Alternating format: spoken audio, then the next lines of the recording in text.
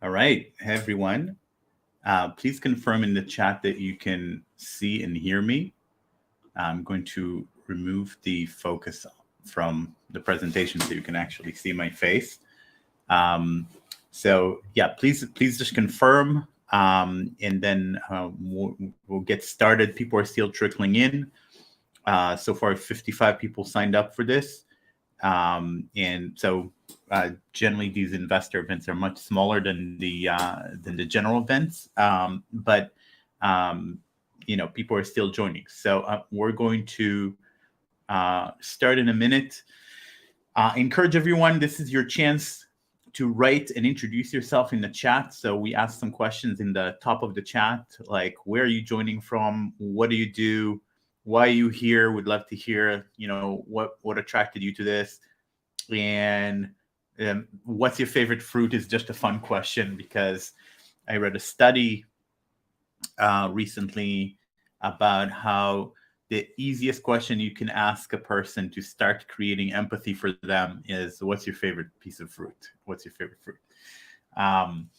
So tell us those things in the chat, and I'll start by kind of doing introductions, and then by the time we dive into the materials, hopefully there'll be a few more people here. So before we begin, just a few words on this tool, Crowdcast. So in the center stage, you're going to see me and my presentation. So essentially, you are safe behind the chat. You can write in the chat, you can ask questions, and you can interact that way, but you're not on camera. We can't hear you. You can yell at your kids if you need to. That's something we need to say. And then we have a couple of features below. We have Ask a Question, which I really encourage you to use when you have a question, because I can't pay attention to the chat and it kind of goes by pretty quickly. So if you ask a question, tap Ask a Question, you can write your question, other people can vote on it. And that way I can pick the top questions whenever I take a break to answer some questions, which I will do throughout. So there's also polls there. So I put a couple of polls about your background, etc. So I think that would be very nice to be able to see where you're coming from, and what your level of experience is. I do ask to be respectful. So generally in these events, they're investor events. So we sometimes have a couple of people coming in trying to raise money. Please don't do that in the chat. Please don't try to use this event to fundraise. This is not the right time. And in general, please be respectful of other participants. Hi everyone. My name is Eran Jor. I'm the founder and CEO of Remake Labs. And Remake Labs is a company that specializes in design sprints with startups. So this is all we do effectively. And we run them with startups from a two-person startup all the way to a 600-person startup, but still kind of high growth companies that are very innovative, that are launching new products and need our help to speed things up and to solve problems.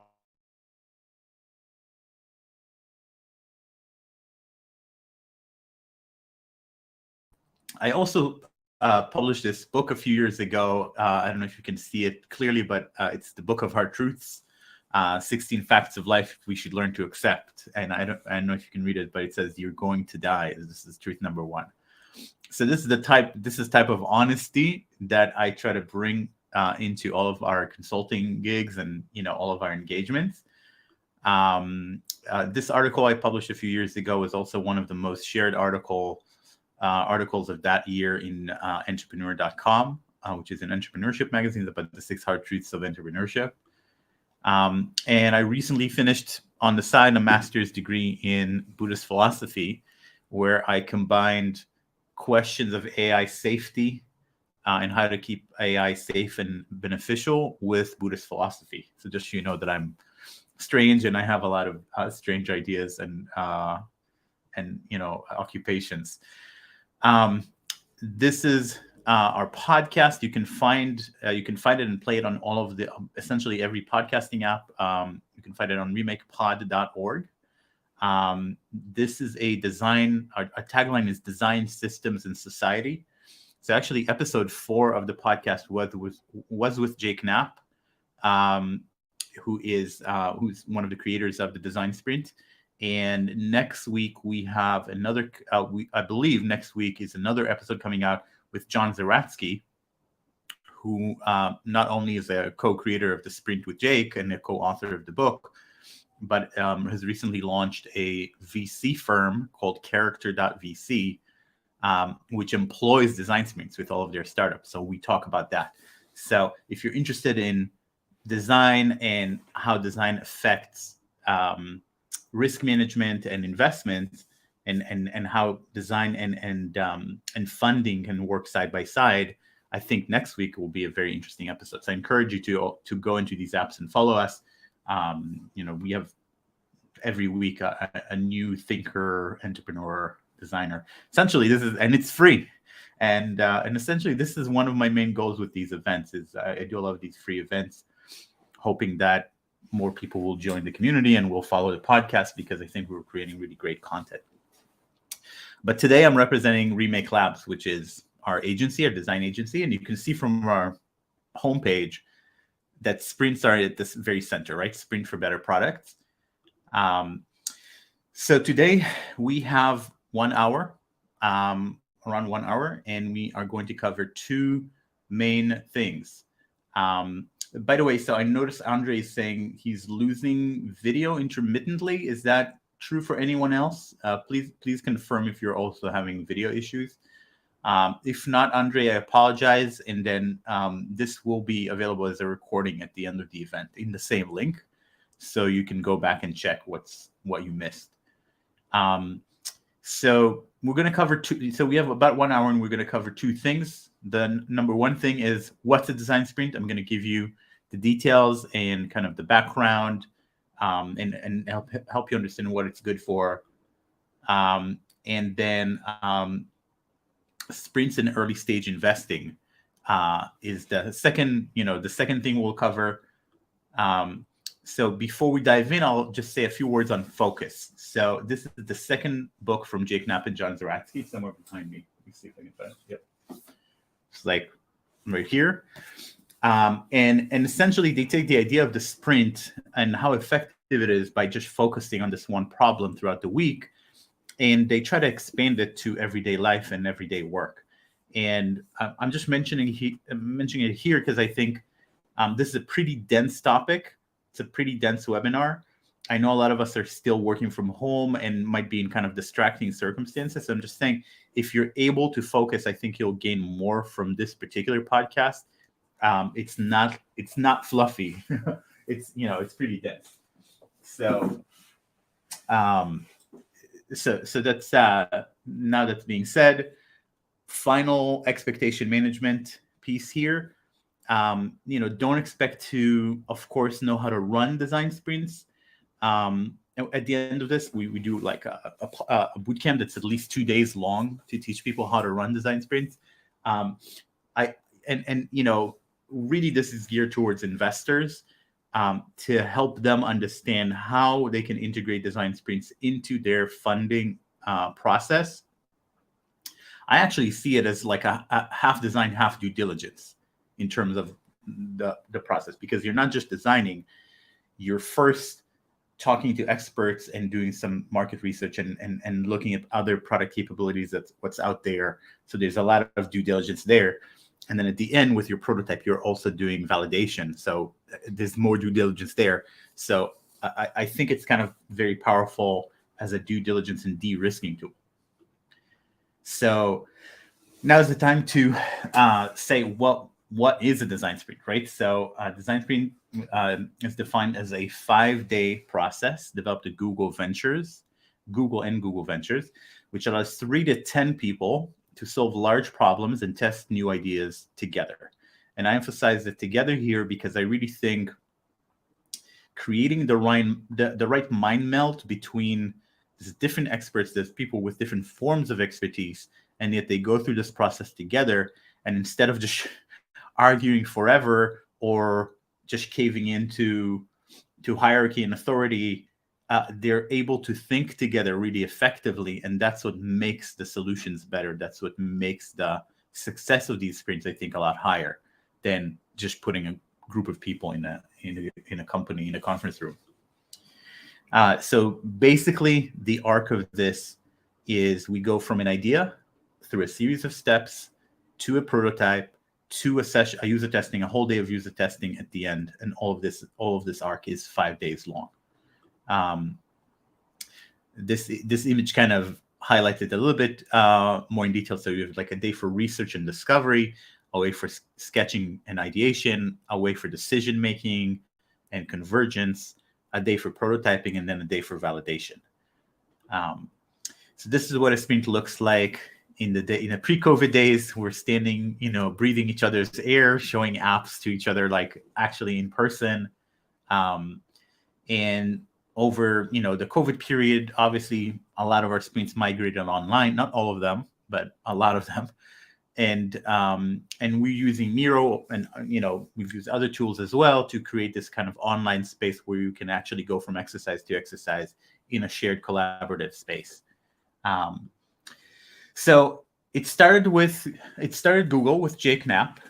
Jake is at the time a product designer at Gmail, and he really notices, and you can hear more about it in the podcast, but he really notices that the way that large companies start new products is really not very good. And he noticed it both from Microsoft and from Google. There's no validation, there's no design, someone that the CEO likes, gets a lot of credits and gets to invest hundreds of millions of dollars in a new product that isn't tested really.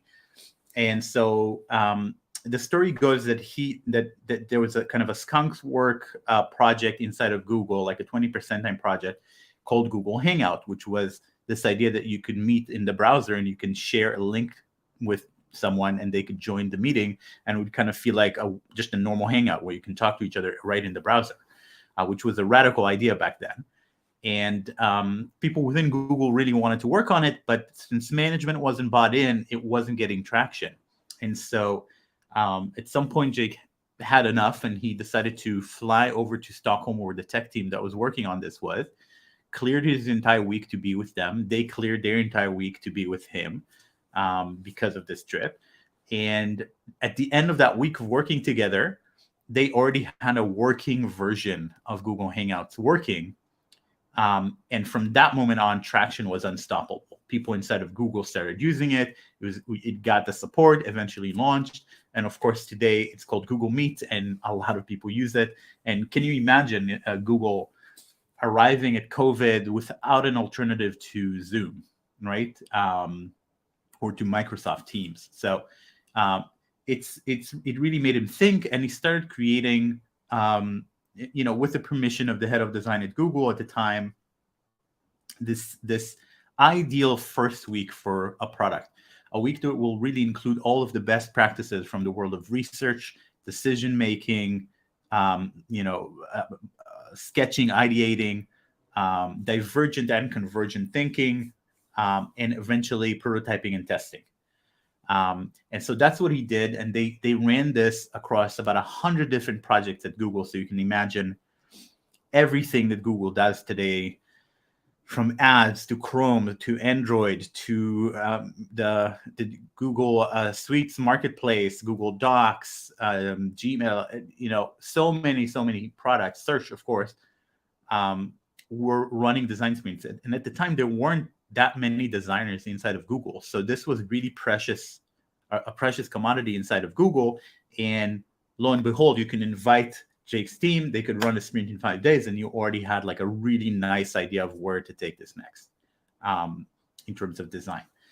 So after about 100 projects and about 100 sprints, Google Ventures brought Jake in as a design partner, as a partner in the venture fund. So Google Ventures is Google's investment arm.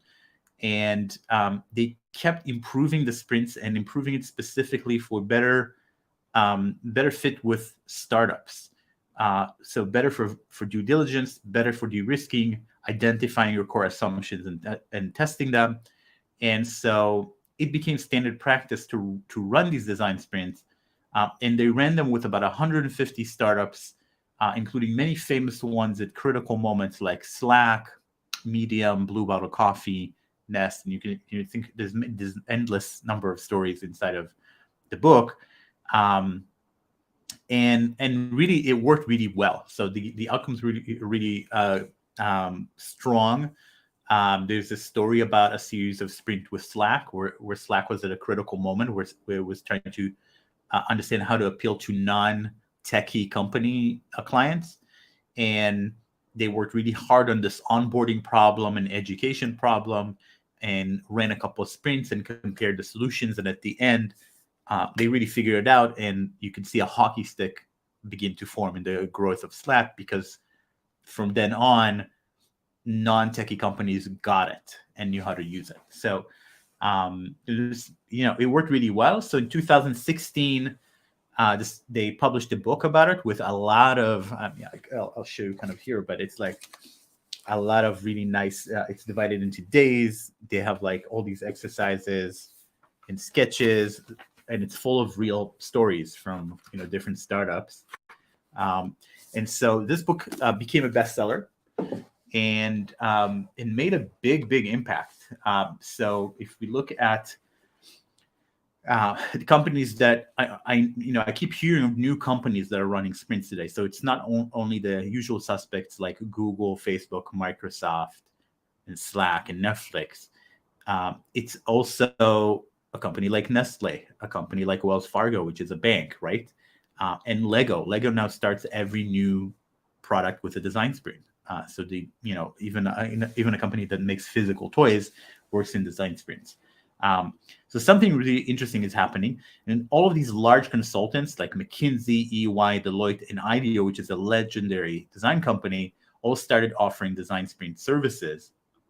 So McKinsey launched their McKinsey's concept sprints, which I read everything I could to kind of figure out what is this concept sprint, and it sounds like to me like they just took the sprint from the book and changed the names of everything and are calling them the McKinsey sprints now. But I don't see any substantial difference, and they don't give a lot of credit. And they're probably charging $1 million for it. I don't know. But you can see that it's taking hold, and a lot of VCs are starting to get it too. So these are all funds that have design partners. So not all of them are running design sprints, but many of them have design processes that are kind of sprintified. So they're kind of standardized, that they run them quickly with their portfolio companies. So I think it's a really interesting thing that's happening here in some of the biggest and most successful and most enlightened VCs in the Valley and around the world. This is from John Maida's venture capital design report. He has a wonderful annual design report. This is specifically about the venture capital ecosystem. So this is the kind of the growth of number of partners that are joining VCs. And this is from, I believe, 2016. So, you can imagine it definitely keeps going from there. So why did design sprints catch on so quickly? So first thing I would say, because getting products right is actually insanely hard. If you're trying to create something that's brand new and not just copy some other product, there's so many factors that need to align, that need to work for this to take off. So one of the main challenges here is, how do you benefit from multiple viewpoints and forms of expertise without getting bogged down in conflict or endless meetings? How do we focus the team members on the key value proposition instead of trying to do too much? So very common to just throw more and more and more functionality and not in a very thoughtful way. And so you just overwhelm people with everything that you can do, right? So how do you get to focus on really what's the key value proposition? Now, how do you align if you have many stakeholders and many forms of expertise? How do you align them across around a single vision? And then how do you provide clear goals for development? Because one of the things that we all know, it's called scope creep, right? Is like, if you're not clear about what you're trying to do and you keep changing it with every new piece of information, then the scope keeps increasing and you're never done coding, because before you're even done with the initial plan, you already are revising it. So how do you prevent that? And then, really the core of this is, how do you get real timely data without endless discussions or a month-long research efforts? Like, a lot of research companies would give you like a month-long or a 3-month-long process. So how do you get data now, or like as soon as possible, and data that's reliable? So we all know the kind of theory of the lean startup, the build, measure, learn theory, which is idea, you have an idea, you build it, you launch it, people start using it, you start collecting data, and then that gives you new ideas, right, for what to build. So there's two problems with it. One, building takes a really long time, and it's really expensive. It's the most expensive part. And two, you might build all the stuff and not get any data because nobody will be using your product because it's too complicated or for whatever reason, right? So the idea with the design sprint is to go from idea to getting data on kind of your fleshed out idea as soon as possible. And that's the design sprint principle. So very, very quickly, I'll go through the history of software development. So in 2001, the Agile Software Development Bible, this Agile Software Development with Scrum book came out. And the basic idea, of course, is like you have a vision, but you slice it into short batches called a sprint, and you create a sprint backlog. Every 30 days or every 2 weeks or every 1 week, you release a new increment for the product, a new version. And so you always have a working increment that you can put in people's hands and get feedback on. And you're also always working on a better and improved model, right? So this took the software world by storm. Essentially every software company works this way today. And then exactly 10 years later, the Lean Startup book came out by Eric Rice, which is really kind of sharpened this core idea that a startup is about figuring out product market fit. It's not about knowing, it's about learning as quickly as you can. And so they introduced the concept of the minimal viable product and this idea of build, measure, learn, which I showed before, right? You build the product, you measure the data that's coming, and you learn, and that gives you new ideas. So essentially, I see the sprint as like the next phase in this evolution, which says, hey, if you fake it, you can learn without the building and launching and think, right? Because you create something very quickly that looks real, you put it in people's hands, and you get an authentic reaction without having to build it. And so this is really the core idea, I think, of the sprint. So, I think of the sprint as kind of a playlist of best hits from the world of design and research and decision making. And so I'm going to ask you, what's on your playlist? So in a sprint, we listen to experts together. We interview experts to reach a decision about the product and to understand what are the core challenges. We always explore many options before deciding and before aligning. So we don't just jump to the first one. We build a shared possibility space by looking at all the existing solutions, including solutions from different industries that maybe have struggled with similar challenges. We're always super empirical. So everything we do is essentially to produce a prototype at the end that we will actually test empirically and get insights on. And we, instead of argue theory, we test with the prototype, and that way we reduce risk very significantly, because we're going to learn at the prototype level instead of at the code level. So Um, now is a chance I'm going to keep going because I don't see any questions. But if you have any questions, please ask a question, and I'll stop soon and kind of pick up some questions before we dive deeper into kind of the theory of how this integrates with early stage. But here's the design sprint structure, right? So this 5 days, every day has its own goal. So Monday is about choosing the goal of the sprint through research and discovery. So we interview a lot of experts. We define and map the challenges very clearly. So this is, this is a picture from a sprint we ran in the US a few years ago. And then Tuesday is the day for generating as many ideas as possible. And we'll go deeper into that in a bit.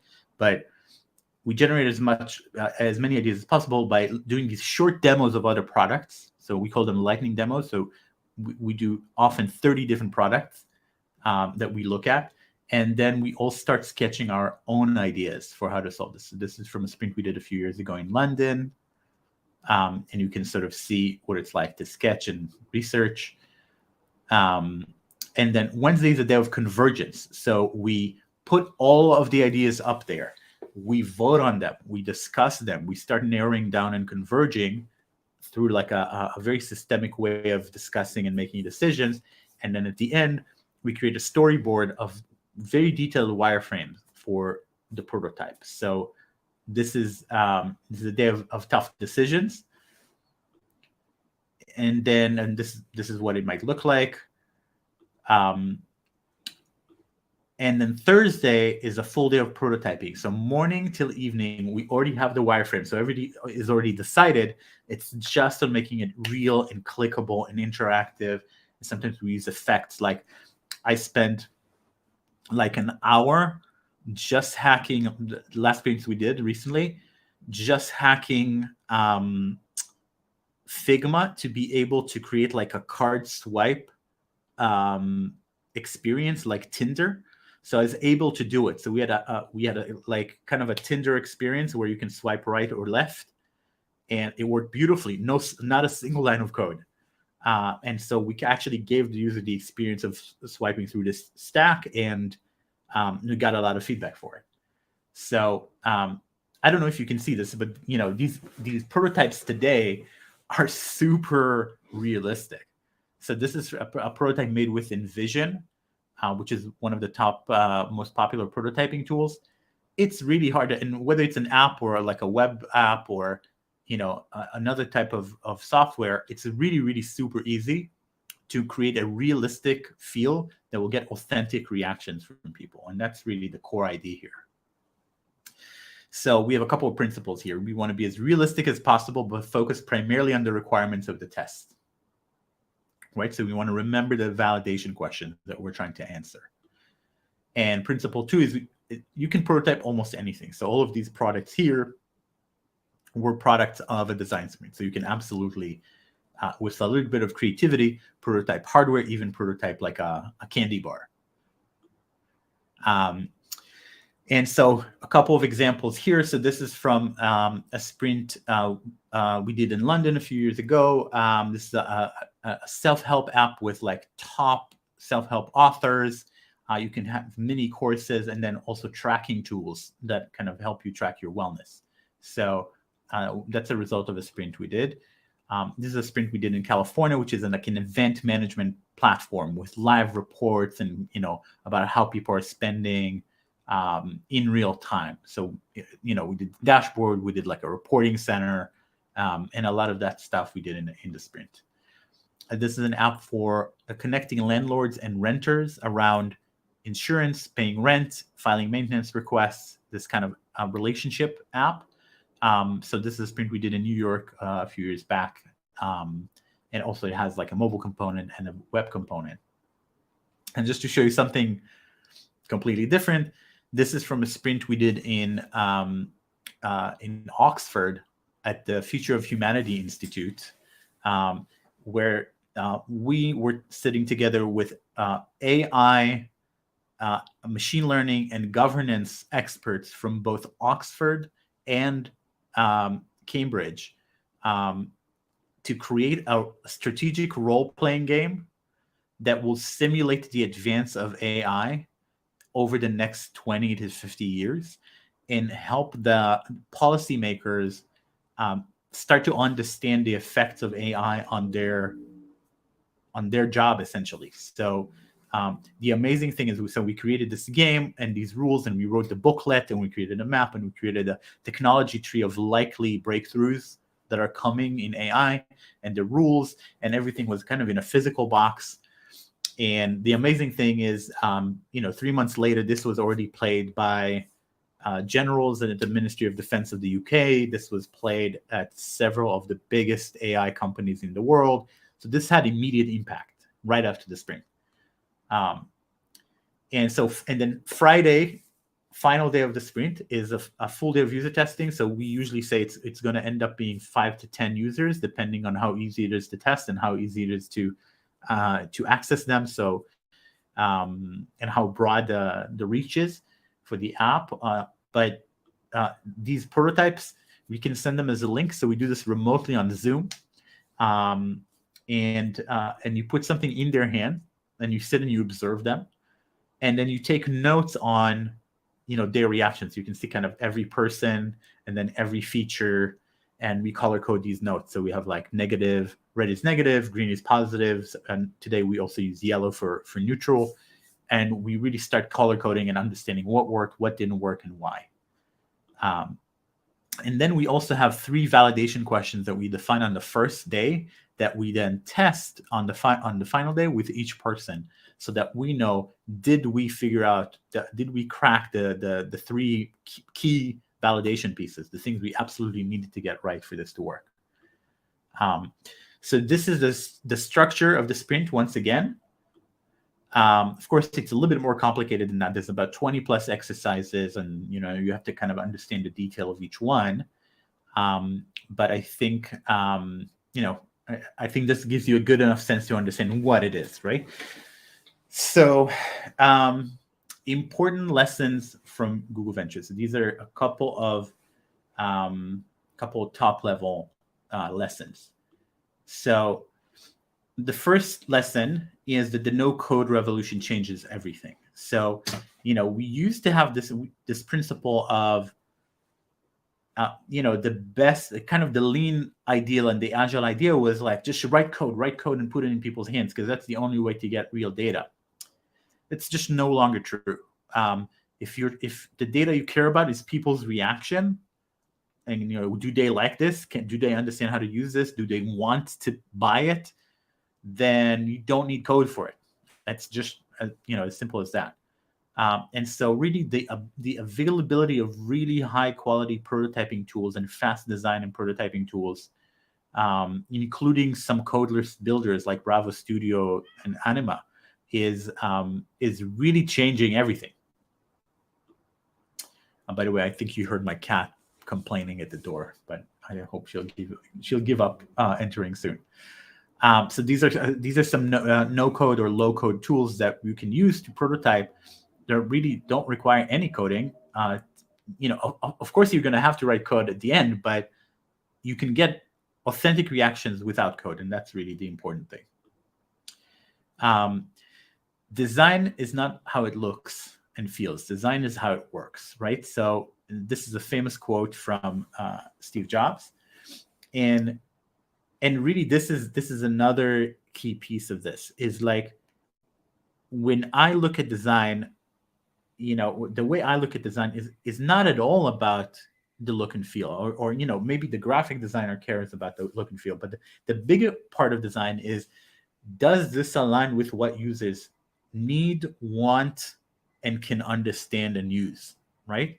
So this alignment is actually called product market fit. And I think, this is my take, is design is about product market fit, right? That's the purview of design, is to find product market fit.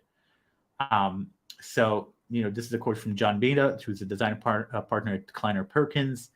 Design isn't just about beauty, it's about market relevance and meaningful results. So if you look at what the top design schools in the world teach today about what design is, you can go to the Stanford D School, you could go to many of the top design schools, and they'll tell you about design thinking, right? Which is this idea that you start with empathy, you define the problem, you ideate different ideas, usually through kind of divergent and then convergent thinking. You prototype and test those ideas, and those gives you ideas. What does that look like? That kind of looks like the build, measure, learn from the lean startup.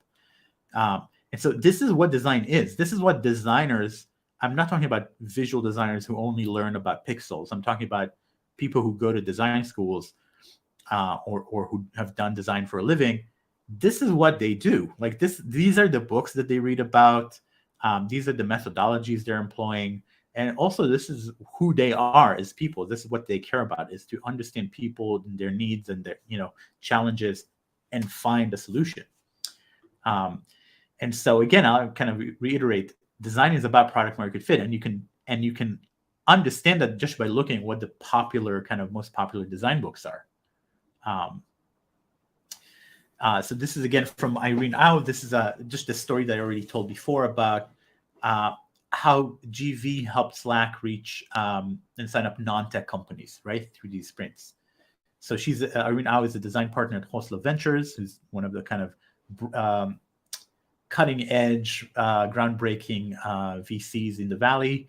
And by the way, we have an interview scheduled with Irene sometime soon for the podcast. So that will be really interesting. So one thing that I think is not very obvious, but should be, is the tech is getting really commoditized, right? A lot of the basic stuff that you need to run an app, like real-time databases and, logins, and a lot of these actions you can get out of the box today with tools like Firebase, right? With, in AWS, you get a lot of these. And so there's more and more layers of now codeless ways, or nearly codeless. So really like, Firebase, all you need is like front-end code, which is frankly not that hard to learn. So tech is getting commoditized anywhere except for the really high end, and design is really the differentiator. So this is from John Maida. 9 of the 25 top VC funded startups have designer co-founders. He wrote that in 2016. Just so that you understand that it's still going on. Here are this is just a random list I found. LinkedIn top 10 startups from 2021, right? And so here they are. And so now I ask myself, how many of these startups, how many of them, their core differentiating value, their core strength is that they figured out the right product and the right design for the product versus had a technical breakthrough. So how many of these did not really require a technical breakthrough? Well, so outside of 2 startups, essentially everyone else used existing technologies that you could hire a coder to do, and they wouldn't rebel when you tell them to do it because it's been done before, right? But they use it in a brand new way because they have a new design that gives a different experience for people, right? So 2 out of 10, right?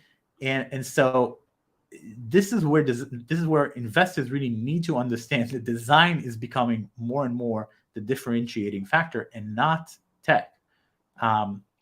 And so, this is another point. I wrote design is strategic, but this is from McKinsey's report about the business value of design.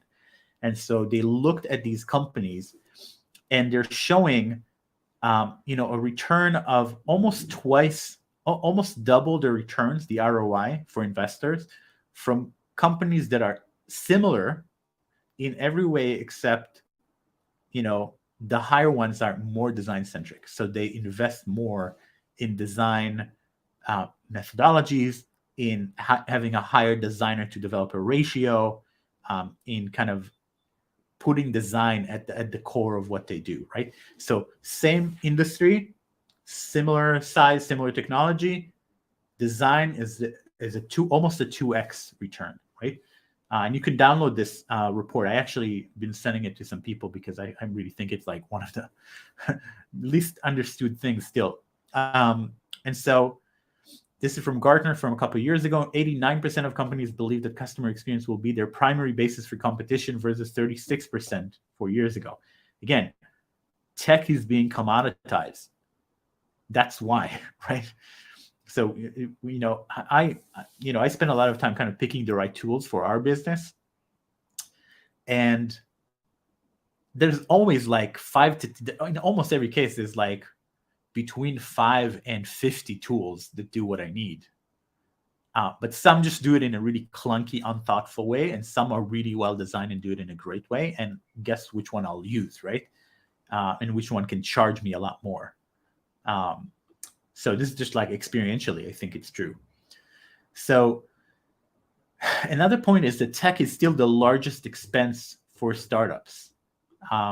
So if you look at research available on the ratio between designers and developers, you come out to about an average of about 8 in the better companies. It's actually lower in most companies, but we're looking at some of these really smart companies, and the trend is to move towards around 8. So we have, it used to be 1 in 25 developers, now it's 1 in 9. LinkedIn used to be 1 in 11, now it's 1 in 8. And so, looking at a lot of these studies, you come out to around 1 in 8. Then looking at, how people structure design versus development sprints, I think it's fair to say, this from what I've looked at, that 1 intense week of design can produce enough work for about at least 4 weeks of intense development work. So it's not that like, I can design it in a week and then you can build it in a week. I can design it in a week and then you'll have to spend a month building it, right? And so if you take this, that you have 1 designer for every 8 developers and also 1 week for every 4 weeks of development time, that comes to 1 in 32. And so you can start to understand the burn rate, how the burn rate is growing with the growth of the expense on design versus on development. And, so this is from an article I wrote, I wrote, from a purely financial perspective, that it makes sense to do more validating at the lower burn rates before kicking the higher rates into gear, right? If you're going to make mistakes, make them when they're cheaper, right? It's common sense.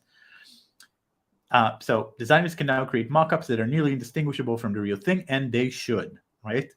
So I think this is like something that GV understood really early on, and you can see that, by the way, Jake Knapp highlighted this paragraph. I'm very proud of that. Whenever Jake highlights something I wrote, I'm very proud of it. So focus is life.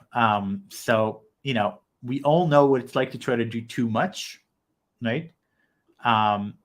So sprints are all about really smart focus, especially the day one. So you're going to finish day one after all of these interviews and voting sessions, etc., with 1 clear goal for the project, with 3 key validation questions we absolutely need to get answered. And this is kind of based on a voting and a consensus with multiple experts. So these are 3 really good questions. And 5 top design challenges that we need to solve for people, for our users. And so an example of that, in 2 years' time, unexpected rain is no longer a problem for people because of our umbrella rental service and apps. This comes from a fake assignment that I give people in these longer workshops. And then validation questions, for instance, can we reach people at the right moment before they just buy a new umbrella if it rains, right? Can we find a pricing model that people will be willing to pay for umbrella rental versus just buying an umbrella, right? So these are key validation questions. And then challenges could be like, how might we avoid the theft of our umbrellas? How might we avoid losing money during summer? How might we, these are challenges that you have to kind of design around. So number 8 is the age of the sole genius is over. So it's a little bit clickbaity, but I do believe it. So, it used to be the case that, you needed like a genius tech founder and who would be the only person who can do who make the thing actually happen. And that's what you invest based on, right? And so I think VCs still go down that route, right? So it's all this buzz around AI, right? Cyber, Web3, right? Um, and crypto, and a big crypto NFT. These are all buzzwords, and the reason is that people are looking for exotic tech, right? Or that, like, they're looking for a differentiating factor that will tell them, yes, this is safe to invest in. But guess what? It's generally just not tech anymore, right? It sometimes still is. I mean, there's no question that unbelievably great machine learning is, very rare and worth a lot of money. But there's so many AI startups that A, are barely AI, B, the problem doesn't even call for AI, and C, they haven't even identified a real problem, right? So they just get invested based on the AI in their domain name. So I think, just a more rational approach. So this is what's happening in the meantime. So all of these companies are like deeply, deeply, deeply successful. And I'm not saying that there isn't amazing tech behind them. Clearly there is. But it wasn't the initial. I mean, a lot of the amazing tech is just to make it scalable, right? Or to make it run. But that's not the key value proposition. The key value proposition is, hey, it's a really great product. It's a really great design that people love. And these are, I mean, and they're endless, right? So how much money is being wasted on exotic tech instead of great products, great product market fit that needs good tech, no question. But where the tech isn't the investment thesis, right? The product is.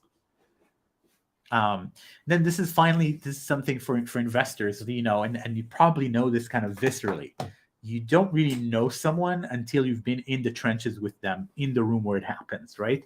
This is the song from Hamilton, the musical, The Room Where It Happens, right?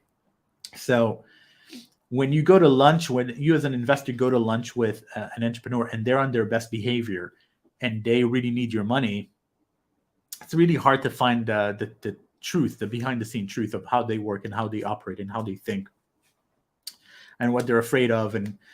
And so, the great thing about sprints, and I've had the GV people also admit to me, or the ex-GV people admit to me, that that was part of the deal. Like, we get to observe them in their natural habitat, where as they make decisions, as they weigh tough decisions, as they interact with their team, as they interact with new information coming in from experts. And that's just priceless in terms of due diligence, in terms of understanding, do I want to double down on our investment, or is this person really, now that I'm seeing them operating, maybe they don't have my faith. So I think that, this is clearly, you can't really hide the truth from a product designer in the room where it happens, because it's the room where it happens, right? That's the key takeaway here. And then, this is, something that actually a client just said to me in our recent sprint that we ran. He said, just learning these design habits and design tools was worth the price of the sprint, even if we ended it with, and there was no design. And of course there was a design at the end, and like a full, essentially close to a full design. But even if it's just us learning how to solve these design problems, how to interact with experts, how to synthesize information in this way. And so this is another quote from Irene Au. Design sprints teach the companies a way to work that enables good design work to happen. A method that is collaborative, inspired by an understanding of users, allows for divergent thinking before convergence. Really important, right? They've many options before deciding, and employs rapid prototyping, testing, and iteration, right?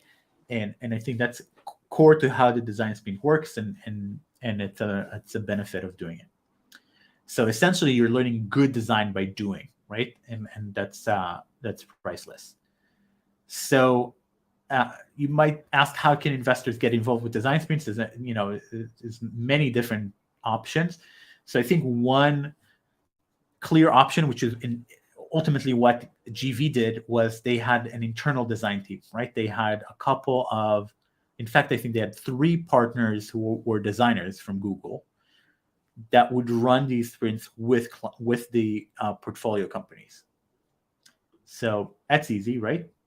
Another is like a design sprint partnership, right? So you can bring either a venture partner, which, by the way, this is something that I'm considering really seriously these days, is like joining as a venture partner with one of these funds.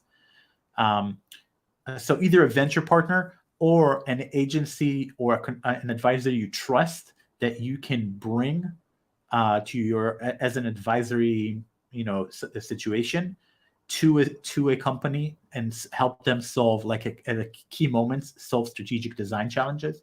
So that's another thing that can happen. Another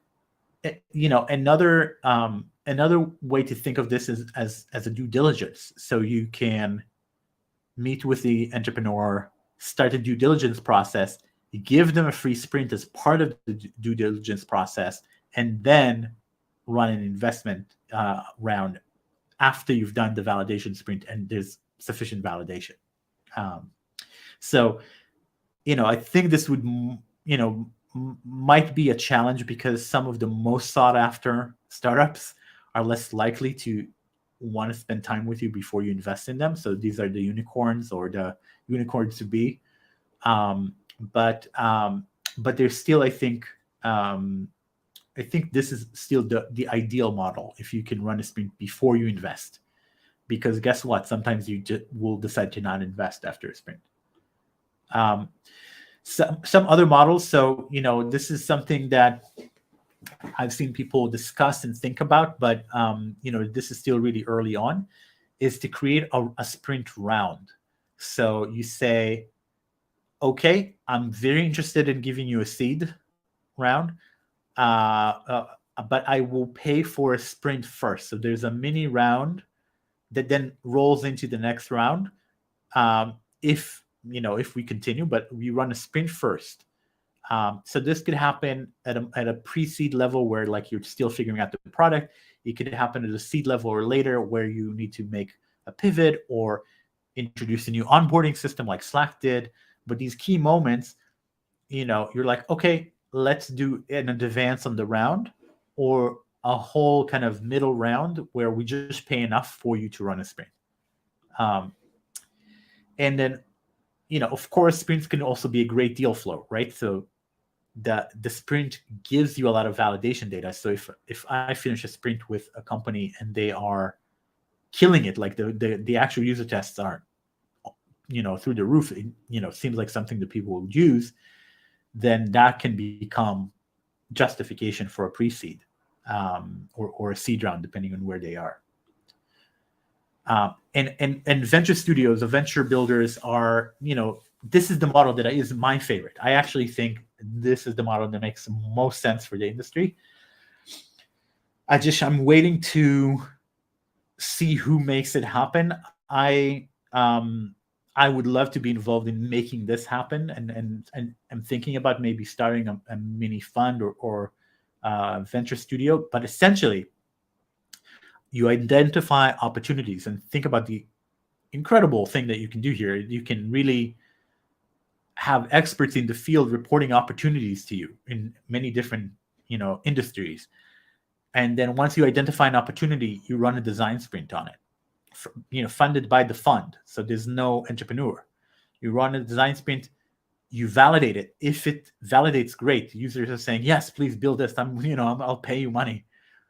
Then you start building it. Again, you can have an great internal tech team start building it, and you go out on a hunt for a CEO. And you'll need a great recruiter for this, like a top level recruiter.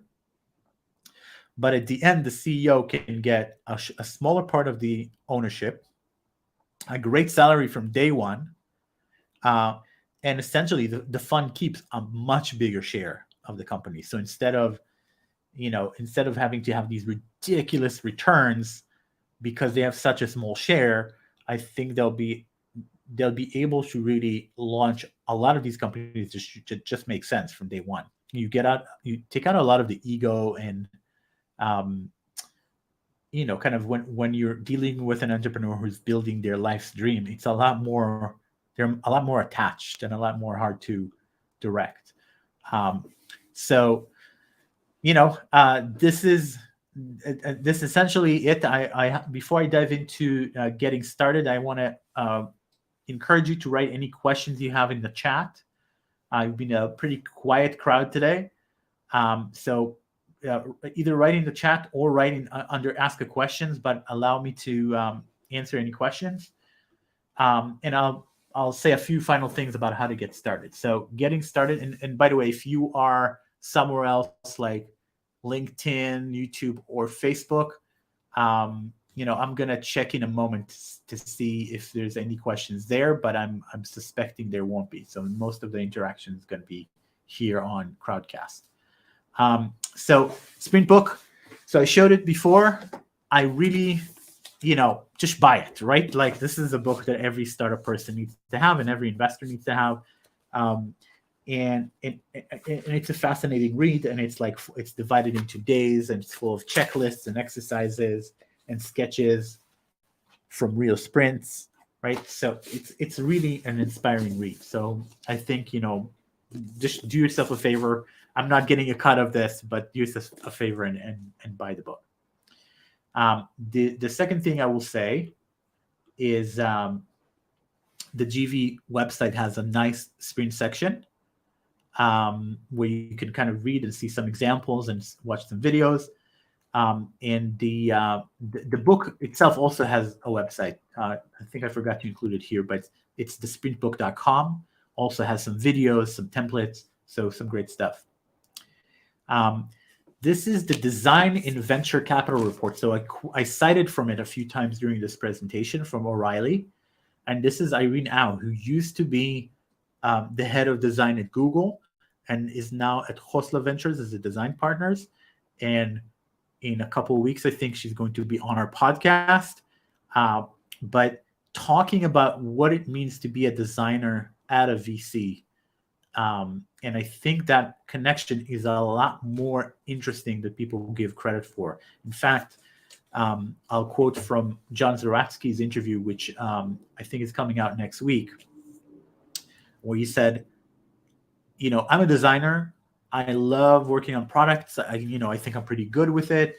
But I really want it to be fully aligned with the companies I work with. So I don't want to be charging for my time. I want to be, have an equity stake in the company. And in that way, whenever they need me, I'll just, I'll call back. I'll get involved. I'll stay involved for longer. And I think that's right. So I think this is, this is why I also am continuing to talk to a lot of funds, because the alignment issue is really, really great. When you have like a designer trying to figure out what's the right thing, what's the right product market fit, you really want them to stay involved and to be aligned. This is the 2016 Design and Tech report from John Maeda, which I cited also from. You can download this report for free online. And shameless plug time. You can read our Medium article if you haven't yet about de-risking early stage investment with GV's design experience. We also have another, this was a pretty well-liked article, 9 reasons why we start projects with a design sprint on Medium. And once again, the podcast. So I'm going to write down, so there's actually the green button below if you're in Crowdcast, but it's remakepod.org.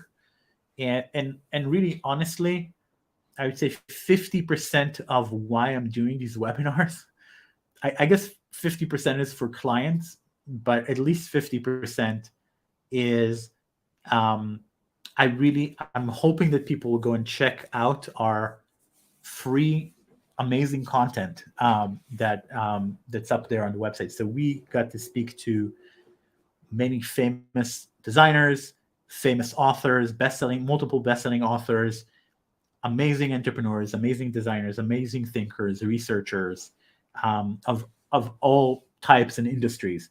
So I don't want to go into a big spiel, but check it out. It's on all of these apps. You can go to the website and check it out. And yeah, you can also, of course, just hire us.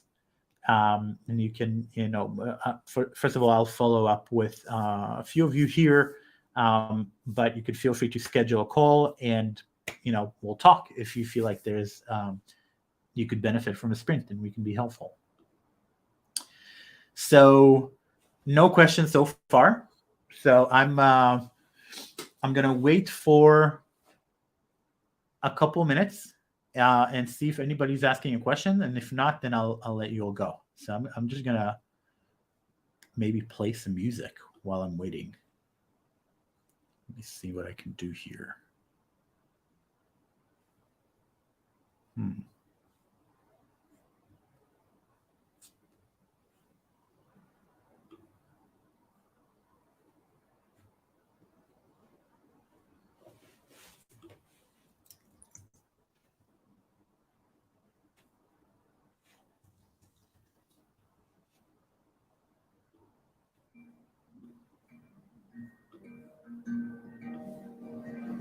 I'll take a sip while you think about your questions.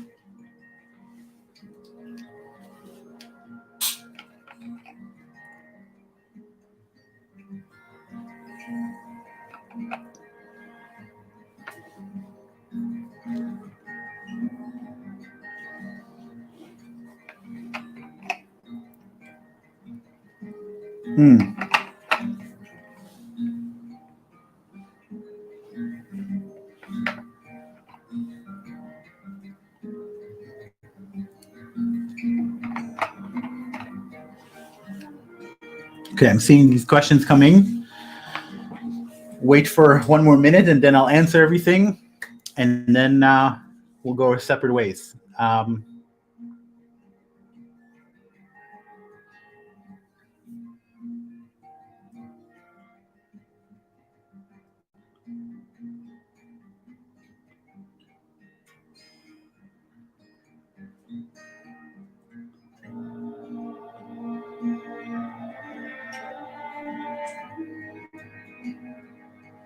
Okay.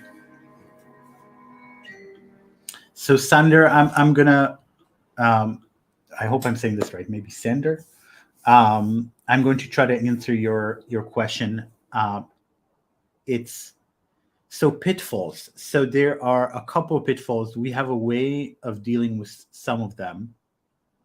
So I think the most common pitfall is for people to come in and not really understand that they're committing to a very structured, time-based, step-by-step process.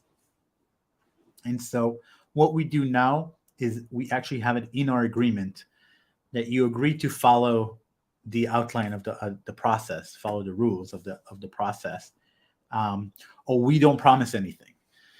So what we had in the beginning when we started doing this is like, we would have an entrepreneur say, okay, but I feel like there's a bigger strategic question, and they would want to talk about it for like an hour, and we really can't do that, right? So the structure is, it's ideating, brainstorming, voting, and so I think one pitfall is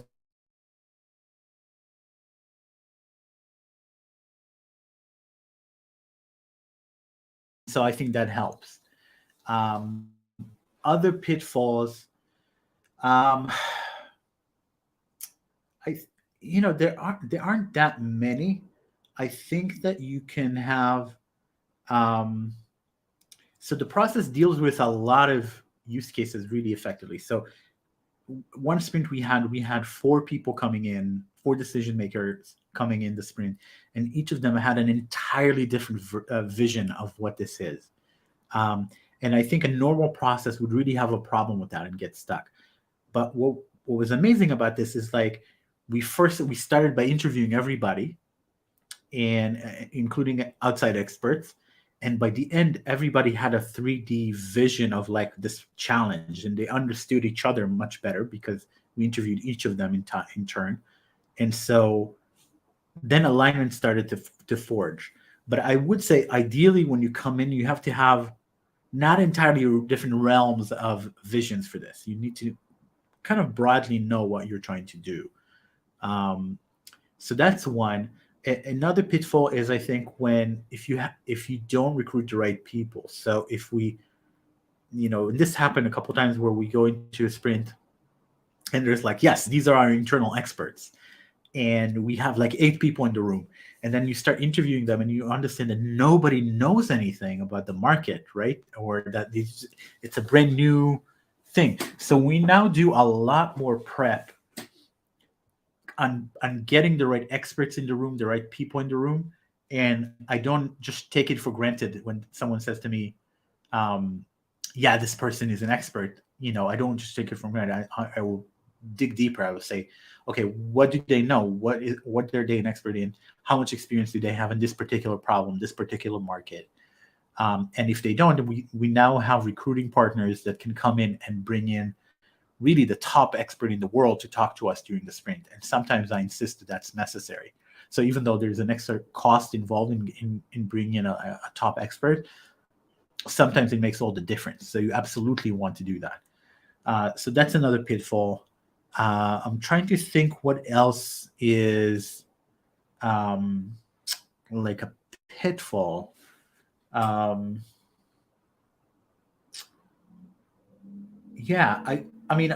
me, it's so much more effective than unstructured, open-ended design processes that I actually feel like it does better than most of them compared to most of them with most of the regular pitfalls, right? It does better at changing minds. It does better at making better decisions. It does better at including different perspectives. It does better at encouraging people who are usually silent to express themselves. It does better on the decision-making front with voting. That it has a kind of structured voting system. So for me, it's like, what are the pitfalls of this, just the design process in general, and then which ones are not entirely solved by a design sprint. So I think hopefully that makes sense, Sander. And let me see what else we have here. Free advice.